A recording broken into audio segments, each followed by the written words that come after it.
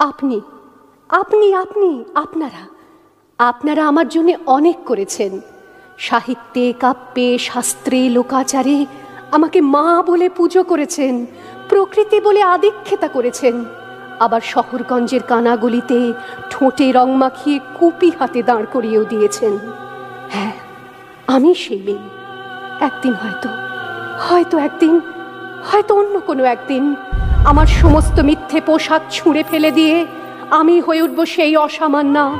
খোলা চুল, মেঘের মতো ঢাকবে আমার খোলা পিঠ, দু চোখে জ্বলবে ভীষণ আগুন, কপাল ঠিকরে বেরোবে ভয়ঙ্কর তেজরশ্মি, হাতে ঝলসে উঠবে সেই খড়গ, দু পায়ের নুপুরে বেজে উঠবে রণদুন্দুভি, নৃশংস অট্টহাসিতে ভরে উঠবে আকাশ।